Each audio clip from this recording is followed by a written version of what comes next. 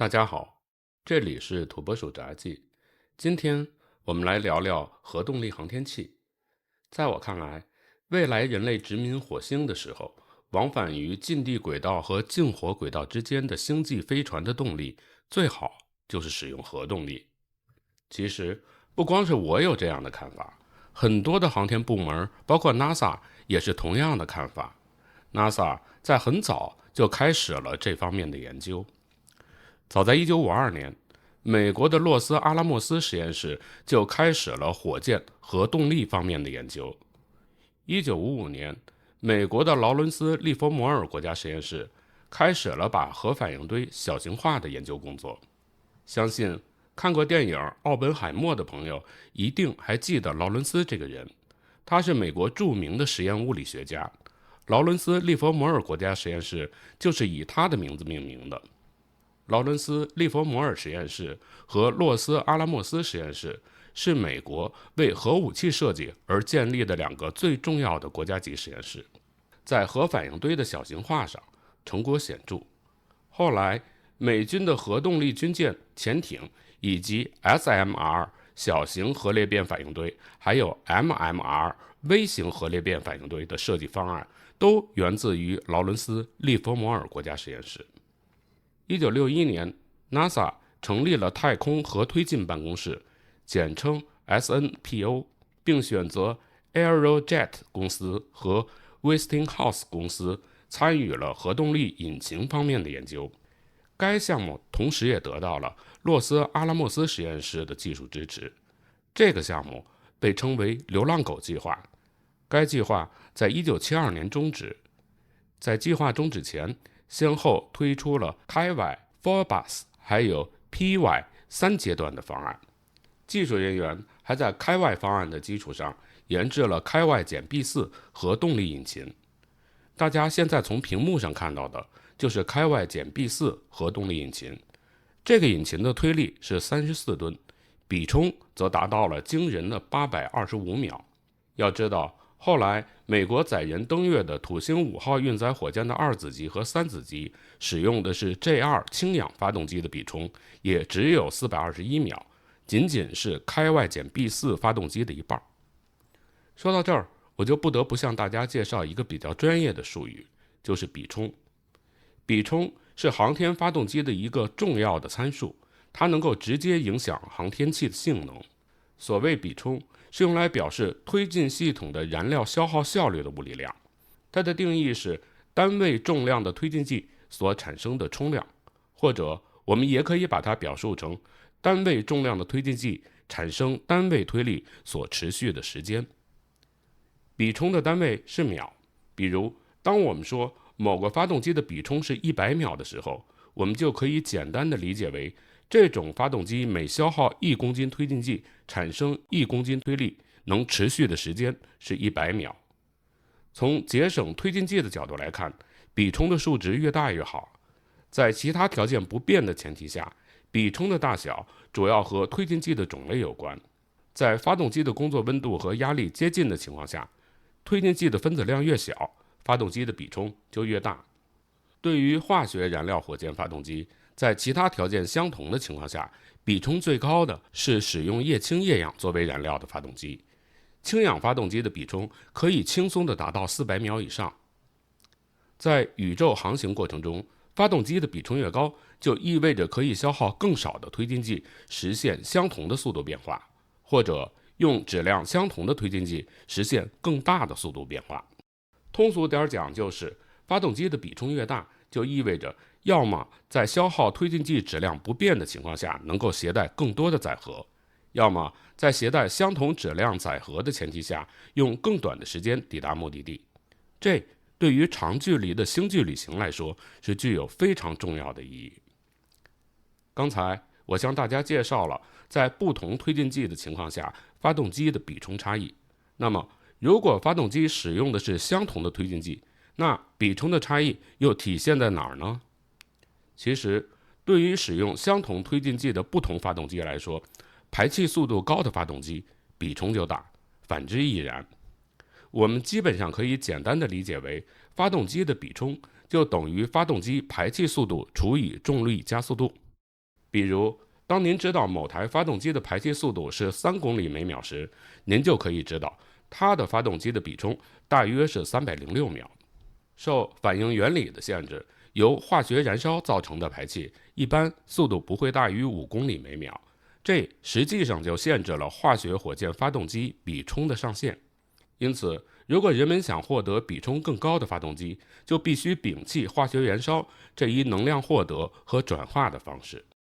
人类目前建造的比冲最高的航天引擎是人造卫星之类的航天器所使用的离子发动机，就比如霍尔推进器，它的比冲甚至可以达到3000甚至是5000秒。离子发动机实际上就是一种电推发动机，它的工作原理就是把像氢、氙这样的气体先电离成离子，以离子为推进剂，使这些离子经过带电的旋圈，用洛伦兹力加速喷射出去，从而驱动航天器向前飞行。这个原理就和粒子加速器的原理是完全一样的，所以只要拥有足够的电力供应，离子被喷射出去的速度将会是非常快的。我们知道，粒子加速器可以把电子加速到光速的 99.9999% 以上，不过那是在实验室。粒子加速器在工程上的应用就是离子发动机，所以离子发动机具有很高的比冲。但是在一般情况下，离子发动机的推力很小，只有几十到几百毫牛。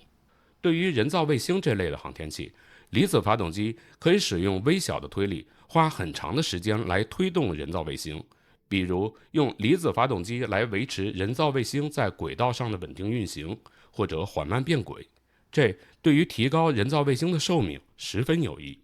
要知道，几乎所有的人造卫星都是因为推进剂耗尽而寿命到期的。刚才介绍了半天比冲，现在让我们再回到核引擎这个话题。NASA 对开外减 B4 发动机进行了大量的测评，然后得出结论：核动力火箭非常适合在太空中执行任务，而且比冲是传统化学火箭的2倍。引擎的表现证明，它可以胜任 NASA 正在计划中的火星任务。但是，也许是由于载人登月的阿波罗计划消耗了太多的资金，却没有带来任何实际的意义。1969年，美国国会削减了 NASA 的预算。70年，尼克松再次大幅削减 NASA 的预算，甚至还关闭了土星5号火箭的生产线。这就使得基于 Phobos 和 PY 方案的核引擎一直没有得到真正的实施和测试，而这2个方案中的核引擎的功率更大，推力也更为强劲。其中 PY 方案的核引擎更是被 NASA 计划用来实现载人登陆火星的航天器所使用的引擎。1972年，尼克松取消了阿波罗17号以后载人登月的计划，火箭飞行器用核引擎的研制工作也因得不到资金支持而告终，载人登陆火星的计划被无限期的延期了。虽然火箭用核引擎的研制工作暂时停住了脚步，但核动力在其他航天器上的应用却一直没有停下来。20世纪60、70年代，美国和前苏联都研制了多款核动力卫星并投入使用。这些核动力卫星和普通卫星的最大区别就在于，普通卫星上的离子发动机的能量来源于太阳能电池板，而核动力卫星上离子发动机的能量来源于核裂变电池。只不过，由于核裂变电池的放射性比较强，随着人们环保意识的增强，核裂变电池也就渐渐退出了历史舞台，取而代之的是更为环保的核衰变电池。1975年，美国的海盗1号和海盗2号火星探测器发射升空，这2个探测器都携带了火星着陆器。1976年，2个探测器的着陆器先后在火星表面着陆。海盗1号和海盗2号火星着陆器的动力来源就是核衰变电池。让我们以海盗1号为例，它携带了2个钚238放射性衰变核电池，并以此为着陆器上的用电设备提供电力。说到放射性衰变电池，其实它的原理也非常简单，就是利用钚238在自然环境下会发生衰变并放出热量这个原理，再利用热电偶实现温差发电。在核动力供电的加持下，海盗1号在火星表面工作了6年。由于不使用太阳能，海盗1号和海盗2号不会受到火星沙尘天气的影响。相比之下，20世纪末着陆火星的使用太阳能电池板的火星旅居者号探测器寿命就只有85个地球日，而同样使用太阳能电池板的中国的祝融号火星车在火星上的寿命大约也只有1个地球年。2012年8月5号，使用核电池的好奇号火星车在火星表面着陆。2021年2月28号，同样使用核电池的毅力号火星车在火星表面着陆。这2个火星车直到现在仍然活跃在火星的表面。毅力号火星车更是将承担未来火星表面采样返回任务中在火星表面进行采集样品工作的任务。核动力的优势可见一斑。2023年1月 NASA 和达帕宣布将联合开展敏捷地月空间验证火箭计划。这项计划最值得关注的地方就在于，它将采用一种核热动力的试验性航天器。在这项计划中， NASA 希望通过使用核热推进技术缩短前往火星的时间，而达帕则希望通过该计划提高航天器在地月空间的机动能力。目前该项计划由 NASA 和达帕提出，由洛克希德马丁公司牵头，有多家企业参与。计划的目标是研发出可以重复使用的 XN-T2V 核热推进航天器。他们本来打算在2027年就实现首飞，但现在看来这项计划有可能被推迟。就这样，开始于上世纪50年代的核动力引擎的研制工作终于得以继续。不过说起核动力引擎，除了我刚才说的热火朝天的核热引擎之外，其实还有比冲更高的核电引擎。核电引擎的工作原理和我前面介绍的核动力卫星是完全一样的，只不过我前面提到离子电推能实现的推力很小。以目前的技术，即使有一个10000千瓦的核反应堆，如果把它所产生的全部能量用于电推的话，所能产生的推力大概只有600牛顿。用这样的推力来推动数百吨甚至数千吨的星际飞船就显得太小了。要想获得更大的推力，就需要有更多的能量和更高的离子加速效率。但我们目前的现实是，核衰变所能提供的能量不足，核裂变又有严重的辐射问题，能量密度也不甚理想。最好的能量解决方案就是可控核聚变，但可控核聚变目前还仅仅停留在实验室阶段，离工程化还差得很远。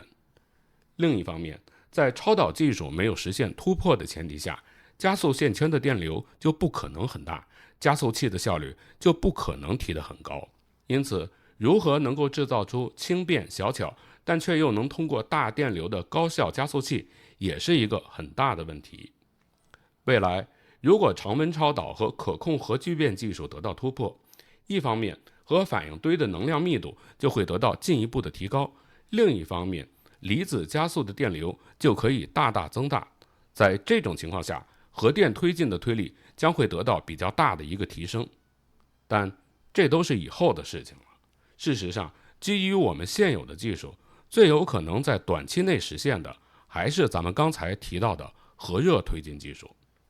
说到这儿，我就不妨再把核热推进的原理向大家介绍一下。